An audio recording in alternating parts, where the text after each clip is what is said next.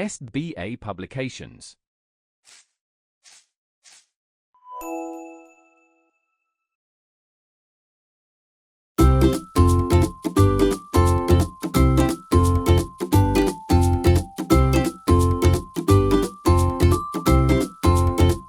नमस्कार प्यारे बच्चों, कैसे हैं आप सभी लोग।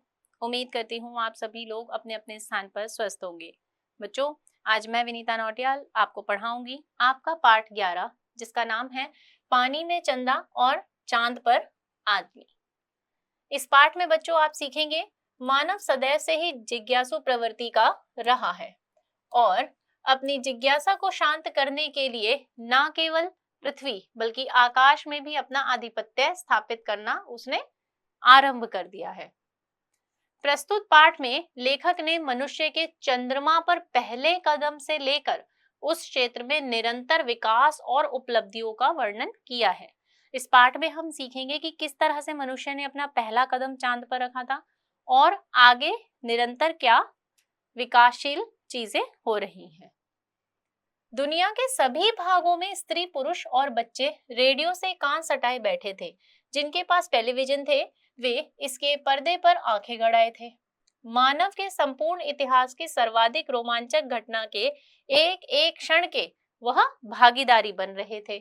उत्सुकता और कुतूहल के कारण अपने अस्तित्व से ही बिल्कुल बेखबर हो गए थे। युग युग से किसी देश और जाति ने चंद्रमा तक पहुंचने के सपने नहीं संजोए थे। आज इस धारा के ही दो मानव उन सपनों को सच कर दिखाने के लिए कृत संकल्प थे। सोमवार 21 जुलाई 1959 को बहुत सवेरे ईगल नामक चंद्रयान नील आर्मस्ट्रांग और एडविन एल्ड्रिन को लेकर चंद्र तल पर उतर गया। कौन कौन से दो लोग थे? नील आर्मस्ट्रांग और एडविन एल्ड्रिन। वो किसमें गए? ईगल नामक चंद्रयान में। चंद्रयान धूल उड़ाता हुआ चंद्रमा के जल विहीन शांति सागर में उतरा। भारतीय समाज के अनुसार 1:47 पर किसी अन्य ग्रह पर मानव पहली बार पहुंचा। असीम अंतरिक्ष को चीरते हुए पृथ्वी से 4 लाख किलोमीटर दूर चंद्रमा पर पहुंचने में मानव को 102 घंटे 45 मिनट और 42 सेकंड का समय लगा। अपोलो 11 को कैप कैनेडी से बुधवार 16 जुलाई 1959 को छोड़ा गया था। इसमें 3 यात्री थे, commander Neil Armstrong, Michael Collins और एडविन एल्ड्रिन।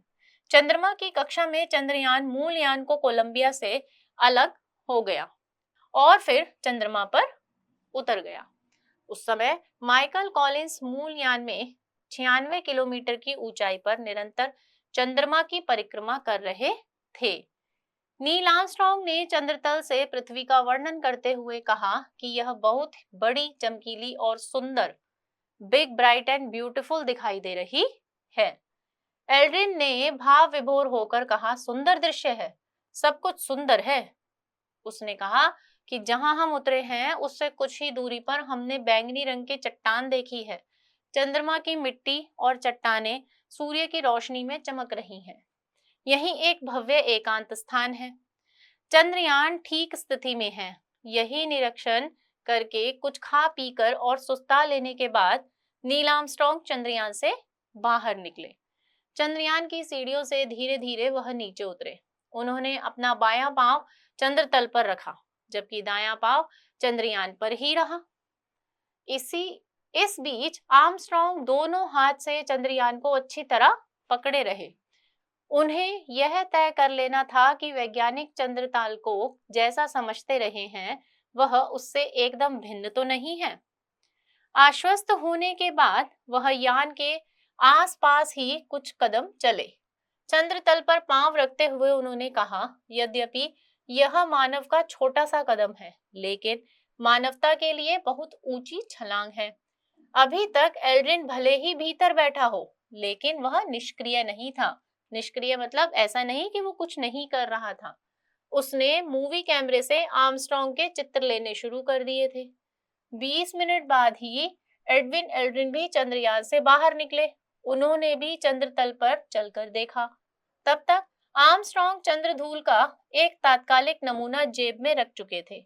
अब उन्होंने टेलीविजन कैमरे को त्रिपाद पर जमा दिया।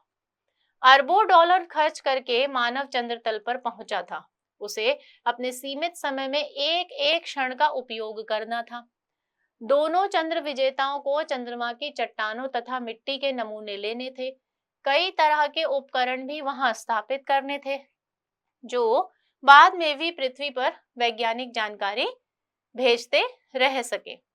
इन चंद्र विजेताओं ने चंद्र तल पर भूकंप मापी यंत्र स्थापित किया और लेसर परावर्तक रखा। इन्होंने एक धातु फलक, जिस पर तीनों यात्रियों और अमेरिकी राष्ट्रपति निक्सन के हस्ताक्षर थे, वहां रखा।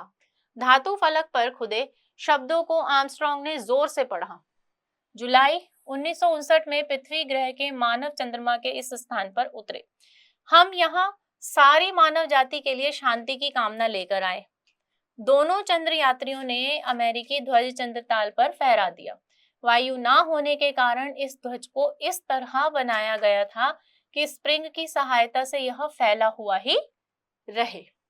विभिन्न राष्ट्रीय ध्वजों के संदेशों की माइक्रोफिल्म भी उन्होंने चंद्रतल पर छोड़ दी। 2 रूसी अंतरिक्ष यात्रियों यूरी गार्गिन और एम.के. मोरोव को मरणोपरांत दिए गए पदक और 3 अमेरिकी अंतरिक्ष यात्रियों ग्रिसम, हवार्ट और शेफी को दिए गए पदक की अनुकृतियां वहां रखी।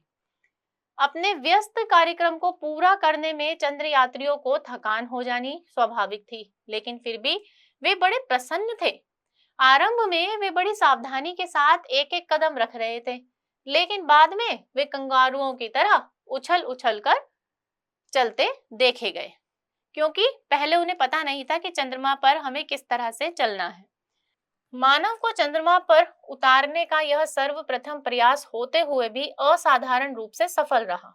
यद्यपि हर क्षण हर पग पर खतरे थे, चंद्र तल पर मानव के पांव के निशान उसके द्वारा वैज्ञानिक तथा तकनीकी क्षेत्र में की गई असाधारण प्रगति के प्रतीक है।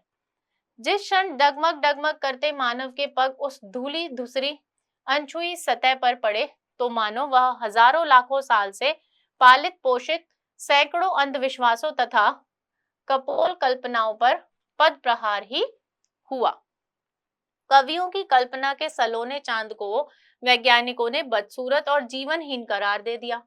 भला अब चंद्रमुखी कहलाना किसे रुचिकर लगेगा? हमारे देश में ही नहीं, संसार की प्रत्येक जाति ने अपनी भाषा में चंद्रमा के बारे में कहानियां गढ़ी हैं और कवियों ने कविताएं रची हैं। किसी ने उसे रजनीपति माना तो किसी ने उसे रात्रि की देवी कहकर पुकारा। किसी वीरहिणी ने उसे अपना दूत बताया तो किसी ने उसके पीलेपन से शुद्ध होकर उसे बूढ़ा और बीमार ही समझ लिया। बालक श्री राम चंद्रमा को खिलौना समझकर उसके लिए मचलते हैं, तो सूर्य के श्री कृष्ण भी उसके लिए हट करते हैं। बालक को शांत करने के लिए एक ही उपाय था, चंद्रमा की छवि को पानी में दिखा देना। लेकिन मानव की प्रकृति का चक्र कितना घूम गया है, इस लंबी विकास प्रगति को श्रीमती महादेवी वर्मा ने एक ही वाक्य में बांध दिया। पहले पानी में चंदा को उतारा जाता था और आज चांद पर मानव पहुंच गया है। मानव मन सदा से ही अज्ञात के रहस्यों को खोलने और जानने समझने को उत्सुक रहा है। जहां तक वह नहीं पहुंच सकता था, वहां वह कल्पना के पंखों पर उड़कर पहुंचा। उसकी अनपढ़ और अविश्वसनीय कथाएं उसे सत्य के निकट पहुंचने में प्रेरणा शक्ति का काम करती रही। अंतरिक्ष युग का सूत्रपात 4 अक्टूबर 1957 को हुआ था, जब संयोवत रूस ने अपना पहला स्पुतनिक छोड़ा। प्रथम अंतरिक्ष यात्री बनने का गौरव यूरी गार्गिन को प्राप्त हुआ। अंतरिक्ष युग के आरंभ के ठीक 11 वर्ष 9 मास 17 दिन बाद चंद्र तल पर मानव उतर गया। दिसंबर 1968 में पहली बार अपोलो 8 के तीनों अंतरिक्ष यात्री चंद्रमा के पड़ोस तक पहुंचे थे। बीच की अवधि में रूस और अमेरिका दोनों ही देशों ने अनेक अंतरिक्ष यान छोड़े। इनमें कुछ समानव यान थे और कुछ मानव रहित।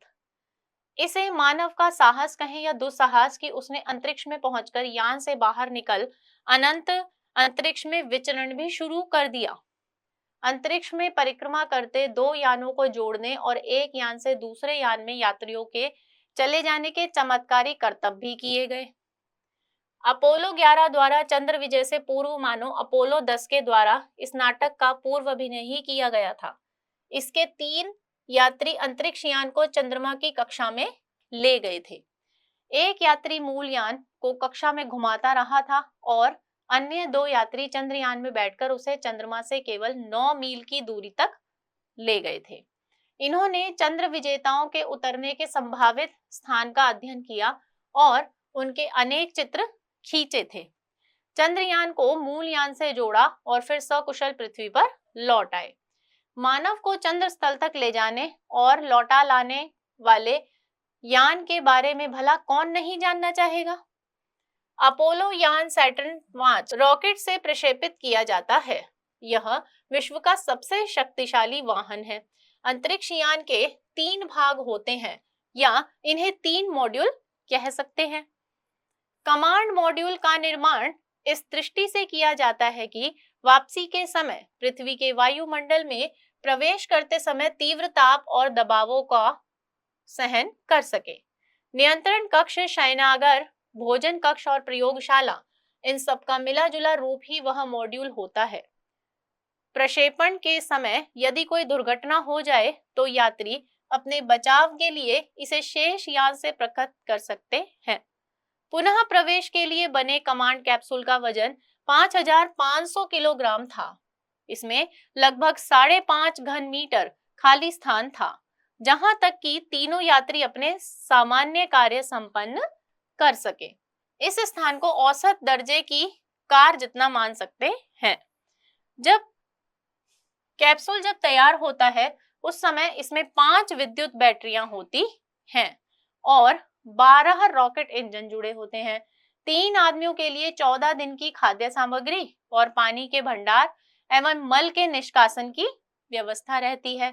इसमें पैराशूट भी रहते हैं। यात्रियों को बिना चोट पहुंचाए यह कड़ी से कड़ी जमीन पर उतर सकता है। अंतरिक्ष यान का दूसरा भाग होता है सर्विस मॉड्यूल। यह औसत आकार के ट्रक जितना होता है।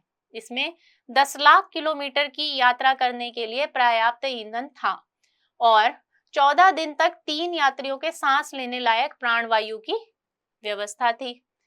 यान को चंद्र कक्षा में स्थापित करने के लिए उसकी गति कम करनी पड़ती है और सर्विस मॉड्यूल के शक्तिशाली रॉकेट मोटार दाग कर ही ऐसा किया जाता है। चंद्रयान यानी अपोलो 11 का ईगल अंतरिक्ष यान का एक भाग होते हुए भी अपने में पूर्ण था। इसमें 2 खंड थे, अवरोह भाग और आरोह भाग। अवरोह भाग में 8200 किलो प्रणोदक था, जिससे 4500 किलो प्रघात के इंजन को चलाया जा सके। चालकों के सांस लेने के लिए ऑक्सीजन गैस, पीने का पानी तथा चंद्र तल पर यान को ठंडा रखने की व्यवस्था की गई थी। चंद्रयान की सभी टांगे समतल पर टिकनी आवश्यक नहीं, यह आड़ा तिरछा भी खड़ा हो सकता है। अवरोही भाग में 4 रेडियो रिसीवर, ट्रांसमीटर, बैटरियां मूल यान से और पृथ्वी से संचार व्यवस्था कायम रखने के लिए 7 एरियल लगे थे। ईगल के दोनों भाग किसी भी समय अलग किए जा सकते थे। चंद्र तल से वापसी के समय चंद्रयान का नीचे का भाग प्रक्षेपण यंत्र का काम देता है और उसे चंद्र तल पर ही छोड़ दिया जाता है। नील आर्मस्ट्रॉन्ग और एडविन एल्ड्रिन ने चंद्र तल पर 21 घंटे 36 मिनट बिताए। चंद्र तल पर इन 2 यात्रियों ने पांवों के ऐसे निशान छोड़े जैसे कि किसी हल चलाए खेत में पड़ जाते हैं। उन्होंने लाखों डॉलर का सामान भी वहीं छोड़ दिया। दोनों चंद्र विजेताओं ने ऊपरी भाग में उड़ान भरकर चंद्र कक्ष में परिक्रमा करते हुए मूल यान से अपने यान को जोड़ा। फिर वे दोनों यात्री अपने साथी माइकल कॉलिंस से आ मिले। अब चंद्रयान को अलग कर दिया गया और उसे कक्ष में ही छोड़ दिया गया। इंजन दागकर यात्री वापसी के लिए पृथ्वी के मार्ग पर बढ़े चले। ये यात्री प्रशांत महासागर में उतरे। इन यात्रियों को सीधे चंद्र प्रयोगशाला में ले जाया गया। कई सप्ताह किसी से मिलने जुलने नहीं दिया गया। उनके अनुभव रिकॉर्ड किए गए। वैज्ञानिकों को यह भी जांच करनी थी कि ये यात्री ऐसे कीटाणु तो अपने साथ नहीं ले आए जो मानव जाति के लिए घातक हो। इन यात्रियों के द्वारा लाई गई धूल और चंद्र चट्टानों के नमूनों को अनुसंधान और प्रयोग करने के लिए विभिन्न देशों के विशेषज्ञों को सौंप दिया गया। अपोलो 11 की सफलता के पश्चात अमेरिका ने अपोलो 12 में भी 3 यात्रियों को चंद्र ताल पर खोज करने के लिए भेजा। इसके बाद अपोलो 13 की यात्रा दुर्घटनावश बीच में ही स्थगित करनी पड़ी। अभी चंद्रमा के लिए अनेक उड़ानें होंगी। दूसरे ग्रह के लिए मानव रहित यान छोड़े जा रहे हैं। अंतरिक्ष में परिक्रमा करने वाला स्टेशन स्थापित करने की दिशा में तेजी से प्रयत्न भी किए जा रहे हैं। ऐसा स्टेशन बन जाने पर ब्रह्मांड के रहस्यों की परतें खोलने में काफी सहायता मिलेगी। यह पृथ्वी मानव के लिए पालने के समान है। वह हमेशा हमेशा के लिए इसकी परिधि में बंधा हुआ नहीं रह सकता। अज्ञात की खोज में वह कहां तक पहुंचेगा, कौन कह सकता है। तो बच्चों, इसमें बताया गया है कि किस तरह से निरंतर प्रयोग किए जा रहे हैं और हमारा देश विकास की ओर बढ़ रहा है। आइए अब हम करते हैं अपने पाठ के शब्दार्थ यानी शब्दों के अर्थ। कुतूहल यानी जिज्ञासा, जलविहीन यानी जहां जल ना हो, असीम यानी जिसकी कोई सीमा ना हो, परिक्रमा किसी वस्तु के चारों ओर घूमना, निरीक्षण जांच देख रेख, निष्क्रिय क्रिया रहित, त्रिपाद 3 चरण वाला, मरणोपरांत मरने के बाद, उत्सुक यानी व्याकुल, विचरण यानी घूमना, प्रक्षेपण यानी फेंकना, संपन्न यानी समाप्त, अज्ञात यानी अनजान। तो बच्चों, ये था आपका आज का पाठ। अब मैं आपसे मिलूंगी आपकी अगली कक्षा में एक नए विषय के साथ। तब तक के लिए आप अपने पाठ के दिए हुए इस अभ्यास कार्य को पूरा कीजिए, सीखते रहिए और स्वस्थ रहिए। नमस्कार।